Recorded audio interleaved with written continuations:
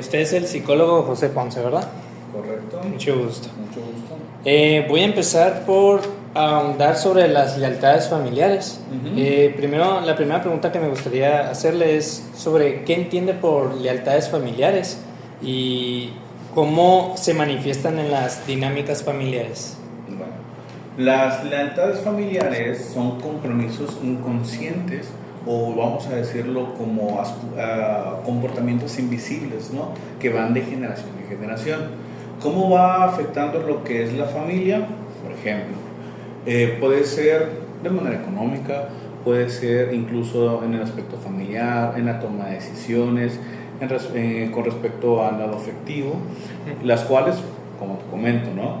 Que puede que venga no de mamá y papá, sino que venga más atrás, abuelas, abuelos. Ancestros. Exactamente, utilizando la palabra ancestral, pero desde generación en generación, hasta que uno como que le hace insight, pero coloquialmente se conoce, se le cae el 20. Ajá. Con respecto a las conductas que al final son un patrón que se van repitiendo, ¿no? Bueno, ¿y cómo afectan las lealtades familiares no expresadas o implícitas en el bienestar emocional de los miembros de la familia? Okay. Afecta tanto en lo que es la salud emocional, en la salud mental y también en la salud física, ya que hay, por ejemplo, ¿no? Hay casos que incluso aquí llegan en donde presentan lo que le llamamos enfermedades somatizadas y que son desplazadas de familia a familia. ¿Qué son enfermedades somatizadas? Por ejemplo, alergia, taquicardia, migrañas. Entonces, de manera en ese punto, ¿no? Otro, por ejemplo, aspectos en la depresión, en la ansiedad, que muchas veces nosotros le llamamos ambientales, porque hay tres maneras en las que se pueden detonar: genético, ambiental o asociado a. Entonces, esta área en particular lo solemos asociar como un factor ambiental, pues que va afectando más o menos de esa manera. Okay. Y en su experiencia, ¿cómo las lealtades familiares pueden influir en la toma de decisiones y las relaciones fuera del núcleo familiar? Ok, impactan muy negativamente, no vamos a utilizarlo así. Te voy a dar ejemplos para que más o menos lo veas. Hay personas que incluso llegan de este lado en donde, ahí te va uno. Un paciente X años, X edad, llega a consulta porque quiere romper un patrón familiar. Ajá. En donde no entiende por qué siempre tiene pensamientos negativos acerca del dinero. ¿Me explico? Pero indagando un poco en sus antecedentes, resulta que papá fue de economía muy pobre, abuelo también fue de economía muy pobre, tatarabuelo, o sea, bisabuelo y tatarabuelo fueron también de economía muy pobre, pero el papá mejoró la economía, el hijo mejoró la economía, pero aún así tiene esa aprensión de que no, me voy a quedar sin dinero, no, necesito ahorrar, no hay que gastar nada, ¿me explico? Entonces, esa toma de decisiones en tal vez mejorar su estilo de vida, mejorar el ambiente donde está viviendo el lugar, probablemente tener más oportunidades en donde económicamente les vaya más estable, incluso hasta en los trabajos. Vale. ¿Sí? Por ejemplo, ¿no?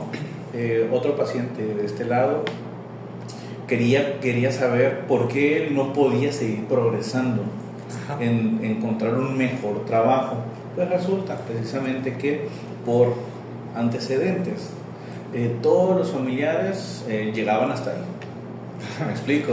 Okay. Entonces inconscientemente creía que hasta ahí era su límite. Entonces, ¿qué pasa? Normalizamos ciertas conductas, ciertas acciones o ciertas decisiones que creemos que hasta ahí es. Otra, por ejemplo, un paciente que me comentaba en la pareja, ¿sí? Tenía una pareja fuera de su núcleo y también otro que tenía una familia y eran casos similares, donde no mostraban aspectos afectivos, cariños, abrazos, besos, precisamente porque en su casa estaba prohibido. Okay. ¿Por qué? Porque la abuela no le gustaba ese tipo de contacto entre hijos, entre familias. Correcto. Okay. Entonces, precisamente, pues por eso, digamos, los pacientes de terapia de pareja llegaban para ver cómo podían modificar eso. El otro era una terapia individual, igual, un muchachito de 20 años quería conocer porque no podía demostrar afecto, era muy cerrado. muy seco, muy frío, decía que era una roca, ¿no? Entonces, pues precisamente así se ve reflejado al menos en algunos contextos. Es así como se identifican estos patrones. Ellos no lo ven, Ajá. ¿sí? Piensan, como te menciono, suponiendo que el cuaderno que tienes acá Ajá. es tu familia. Entonces, el teléfono de este lado que está lejos del cuaderno, vas a desplazar lo que es tu normalidad y piensas que todo lo que se vivió aquí también se va a vivir acá.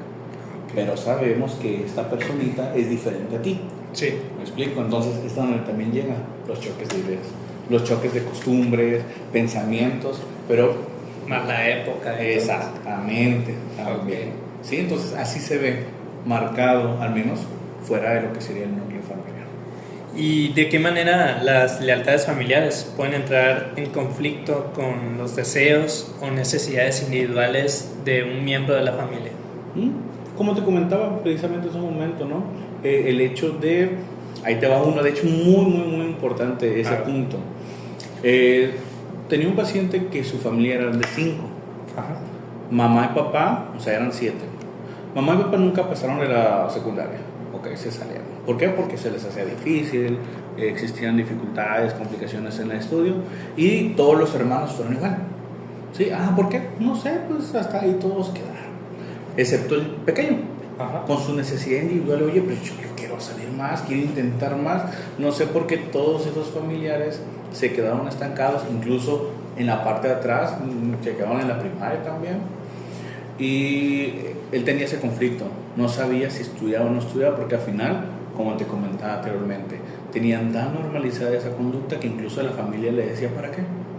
¿Para qué vas a estudiar? Así está bien, que no vienen nosotros. Tenemos los trabajos, tenemos esto, sacamos para el día a día, pero no necesitas. ¿Me explico? Entonces ahí es donde entra el conflicto en las necesidades individuales. Ok. Vamos a pasar por enfocándonos más de lleno en la familia nuclear. Ajá. ¿Qué importancia tiene el concepto de roles familiares dentro de la familia nuclear? ¿Y cómo pueden estos roles afectar a la psicología de los miembros de la familia? Roles, vamos a lo mismo en este punto, ¿no? De hecho, tengo un ejemplo muy bueno que también te puede interesar. ¿Cómo se ha impactado en lo que son roles dentro de lo que es el área familiar? Tuve en su momento pacientes donde eran adolescentes de 12 años más o menos, tenían un hermano de 10, otro de 5, el padre los abandonaba, los dejaba, o incluso también por uso y abuso de sustancias, pues existía la separación familiar. ¿Qué es lo que pasaba? Parte de esto, inconscientemente, adivina quién toma el rol de papá. ¿Quién? El hermano mayor, teniendo 12 años. ¿Sí? Entonces él controlaba a sus hermanos, les daba permiso, les daba ciertas órdenes, pero no era porque fuera consciente, sino porque también el rol materno le cargaba ese peso. Y pues se desequilibraba. Exactamente, entonces era, oye, pues eres mi hijo, pero te estoy dando rol como si fueras figura paterna, sí. Y chocaba y tenían muchos pleitos. Entonces ahí se puede ver impactado precisamente los roles dentro del núcleo familiar. ¿Y qué pasa cuando estos roles están tradicionales, están muy arraigados? ¿Cómo enfrenta ese reto? ¿Cómo se enfrenta o bueno, normalizado, utilizaremos en este caso, ponemos en lo mismo, ¿no? Se viene a terapia, si es que toman la decisión, si no, si van a quedar todo el tiempo. Crece la persona y siempre va a tener ese rol, siempre va a ejercer como esa figura de autoridad dentro del hogar, en donde va a procurar por mamá, va a procurar por sus hijos, va a tener un peso extra, además de la familia si llegase a tomar la decisión de tenerla, entonces así influye en ese punto, ¿no? Okay. Pero si se toma la decisión de trabajar, ¿por qué tengo esto? ¿Por qué me está sucediendo aquello? Es donde se dan cuenta, ok, y si yo quiero, lo suelto, la cual también es un proceso complicado, ¿no? Pero si no quiero, como cualquier persona que llegue incluso acá, se va de las sesiones, no termina las consultas, porque viene el mecanismo de defensa, pues que es la negación.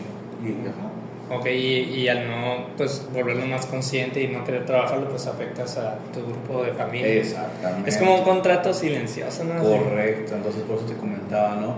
Existen muchas maneras con respecto a esto que son inconscientes, normalizados, silenciosos, como mencionas tú, en distintas áreas. Ok, vamos a pasar al siguiente punto, que es enfocándonos en la represión emocional y la libertad de ser.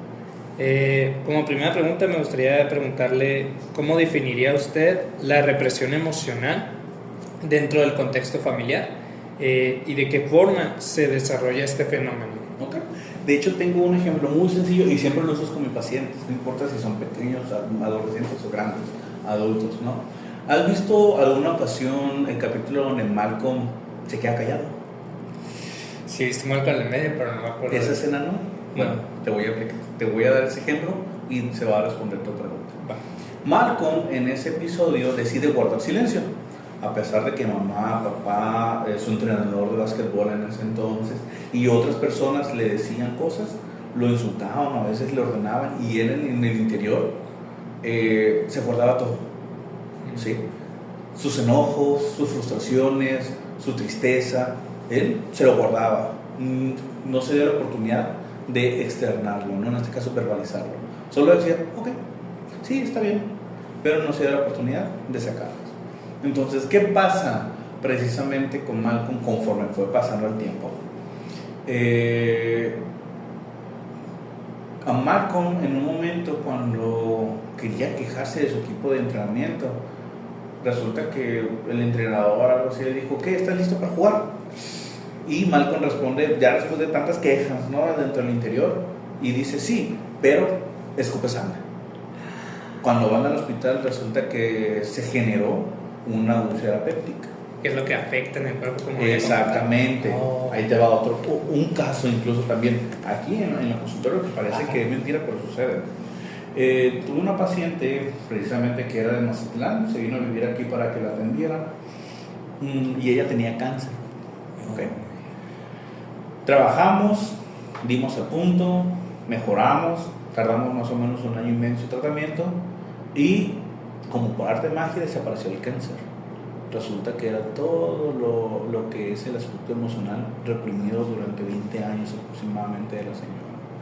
Otras personas como dificultades, dolores en las piernas, gastritis, incluso no sé si notas en personas urticaria que a veces se rascan mucho, sí, que se quedan, tienen a veces calvicie. Entonces muchas de esas enfermedades que normalmente conocemos, en su mayoría, para no decir todas, son enfermedades somatizadas. A la vez. Sí. Entonces cuando ya se trabaja, ya se identifica, te vas dando cuenta cómo tu cuerpo te está pidiendo ayuda. El cuerpo es muy sabio. Claro, exactamente. por supuesto. Entonces, haz de cuenta, una manera en la que yo trabajo precisamente con mis pacientes es eso. Siempre trabajo primero lo emocional, porque si no tengo una base sólida con lo que qué son tus emociones, para qué te sirven, cómo los identificas, cómo te está hablando tu cuerpo, no voy a poder avanzar. Okay. ¿Sí? Entonces, primero me enfoco en eso para resolver todo lo demás, y es más sencillo para las personas. Qué bueno. Eso está bastante bien que hagan eso, su trabajo. Voy a pasar con la siguiente pregunta. Sí. ¿En qué medida las expectativas familiares o las lealtades inconscientes, ¿no?, de todo esto pueden llevar a la represión de los deseos personales o de identidad? Ya lo mencionábamos anteriormente, ¿no? La familia es un factor que influye también en tu toma de decisiones. Primordial. Exactamente. Okay. Entonces, si tú quieres progresar, si tú quieres estudiar, igual te voy a dar casos aquí de pacientes que estudian una licenciatura cuando realmente quieren otra, pero solo es para satisfacer las necesidades de mamá o papá. ¿Me explico? Y llevan 4 o 5 años estudiando, nunca ejercen, salen de casa y estudian lo suyo. Entonces, tiene que ver un poquito en esta parte también. Y por curiosidad, ¿de aquí no ha habido casos de familiares así que hayan venido de artes escénicas, por ejemplo?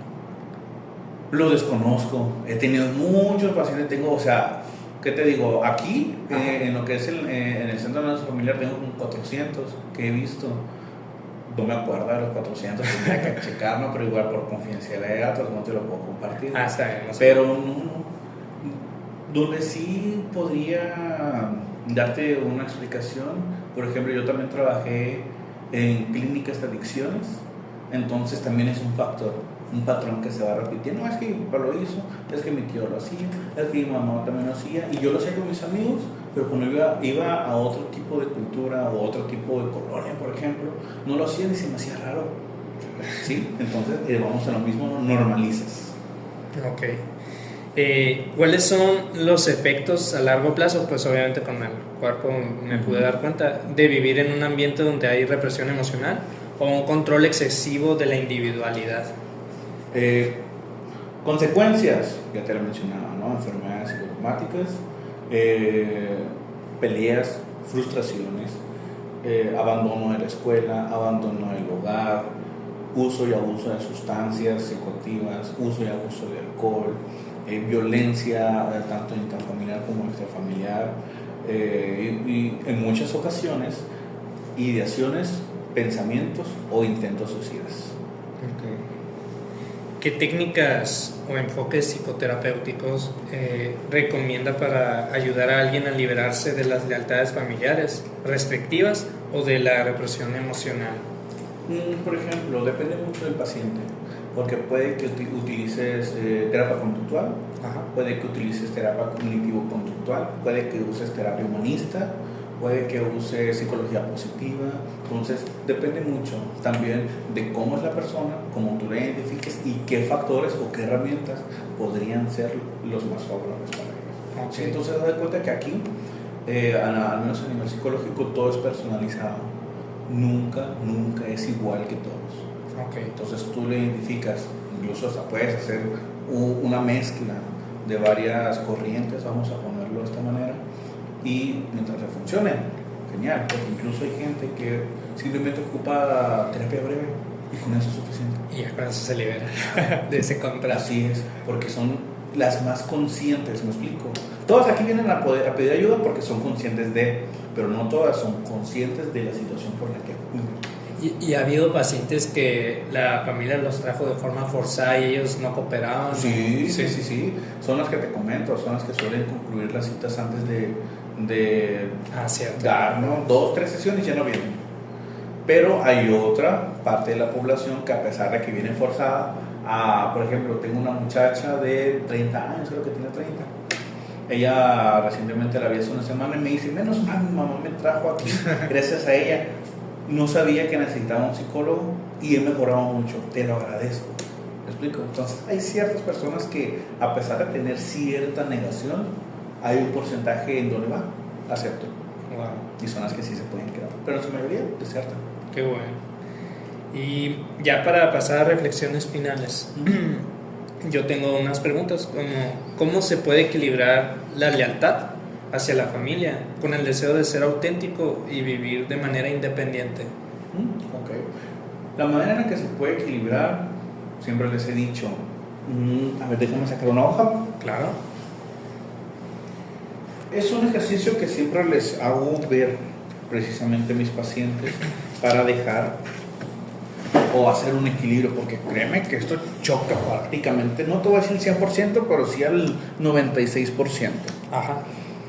Por ejemplo, hay dos maneras.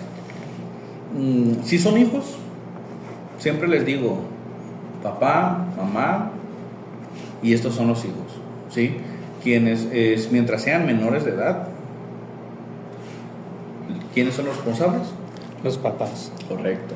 Pero de todos modos también se tiene que reeducar a papá, mamá o viceversa, o persona que esté cuidando a estos menores con respecto a lo que es la individualidad.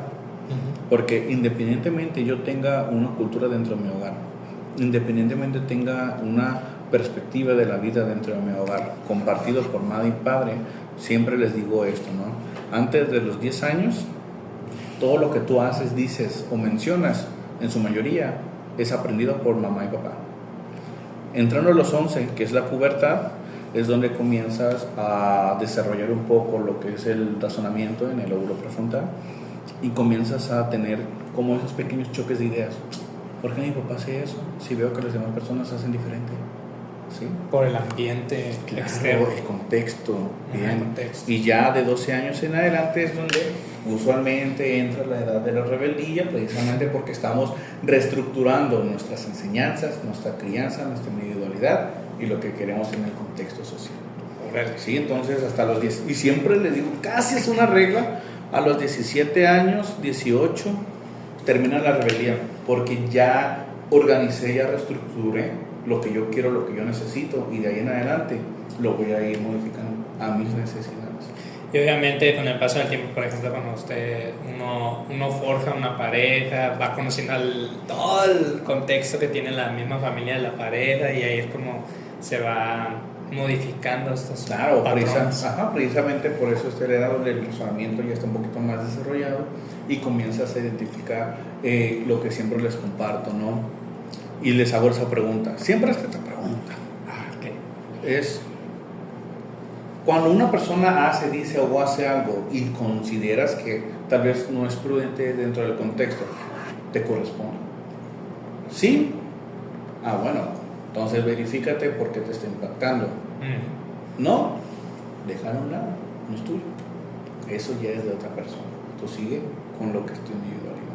Entonces eso también es importante identificar esa responsabilidad individual. Y no llegar al abuso, pues. Exactamente. Así es. Entonces, te digo, son muchas cosas que ahorita te estoy diciendo general, pero ya cuando lo llevamos a la práctica, esto te puede durar 4 meses. Vale, justamente quería enfocarme también en la práctica. Quería preguntarle cómo ha observado si hay alguna diferencia significativa en cómo las generaciones más jóvenes manejan las lealtades familiares y la represión emocional en comparación a las generaciones anteriores. Fíjate que, como te comento, tienen un promedio entre 4 y 8 meses en general, ¿sí? Porque volvemos a lo mismo, depende mucho el contexto en el que te encuentres. Puede que sea la familia más funcional, pero también tiene sus ideales que entran dentro de las lealtades familiares y necesitan reestructurarse. Puede ser la familia más disfuncional, pero también le llegas a identificar viendo esto lo que son las lealtades familiares. Entonces normalmente siempre lleva un promedio, al menos aquí en la práctica, de 4 a 7 meses. Hay personas que se dan cuenta antes precisamente porque son las que se dedican, ¿sabes qué? Tengo que dar más de mí, tengo que esforzar un poquito más, y son las que a veces tienen un cambio más rápido, pero depende mucho de la persona, su personalidad, su perspectiva, su individualidad, su responsabilidad. Por ejemplo, hay pacientes que a veces los doy de alta a los 3 meses porque ya, de volada, ¿no? Vienen a lo que vienen, y parte de lo mío, la manera en la que yo trabajo es lo que les digo, dame un objetivo y en eso trabajamos. Yo no voy a ir al pasado, que al presente, que al futuro. A mí al menos, a mí no me interesa. Yo voy a lo que tú me estás pidiendo. Si considero que sí es importante volver para traer algo que me va a funcionar ahora, con eso. Wow. Pero usualmente suelo ser en el aquí y en el ahora, ¿no? Claro. Porque es lo que me estás pidiendo. Entonces a eso me enfoco. Wow, muy padre.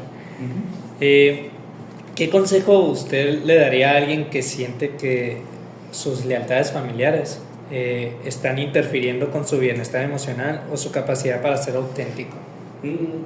¿Qué consejo o qué recomendación? Creo que lo que les podría considerar es como te mencionaba aquí. ¿Me corresponde o no me corresponde? ¿Es mío o no es mío? Identificar responsabilidades y ver si esto lo puedo trabajar solo, que sí se puede, claro que sí, o necesito apoyo. Claro. Y es el donde pues entra la terapia psicológica. Entonces, con esas preguntas tan sencillas, yo lo puedo hacer. Si yo, en cambio, digo que no, se vale. Es parte de la negación, como mencionábamos también, dentro de la lealtad familiar. Entonces, todo es válido. No, sí, tal vez, entonces.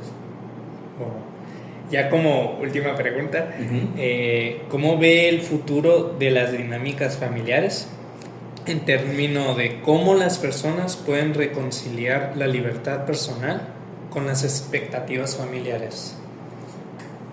Fíjate que depende mucho también de la accesibilidad. No a la accesibilidad a la tecnología o a la información, no, porque te puedo decir muchos pacientes que no tienen recursos y son las que más suelen modificar. Tienen que ver mucho también con la iniciativa propia. Si no tienes esa iniciativa como familia y como persona individual dentro de ese núcleo, es muy complicado que pueda existir una reestructuración. Y luego para convencer a la familia también. Exacto. Se puede, claro que sí. Existen muchos casos, incluso aquí, en donde se niegan, pero volvemos a lo mismo. Es donde en muchas ocasiones se les valida ser egoístas. Pensamos de manera social que el egoísmo es algo negativo, algo disruptivo. Pero cuando hablamos con mi bienestar, mi individualidad, y si mi núcleo no quiere modificar o no quiere reestructurar, muchas ocasiones ser egoísta y verme a mí y separarme de ese lugar también es sano. Pero aprender a soltar también. Exacto. Aunque sea muy difícil. Correcto, es muy complicado, claro que sí. Incluso créeme que yo creo que con el tiempo, desconozco un tiempo, pero la familia como que, ok, uno ya salió, ya rebasó esa frontera, entonces significa que es el por nosotros también. Entonces es casi le suelo asociar como si fuera la histeria colectiva, ¿no? De que va uno, corren todos. Entonces de este modo también aplica, pero lleva su tiempecito para que presenten insights y digan, ok, nosotros también vamos por ahí. Muy bien. Pues muchísimas gracias por el tiempo de la entrevista, le agradezco mucho y pues por mi parte esto ha sido todo. Muchas gracias. Perfecto, David.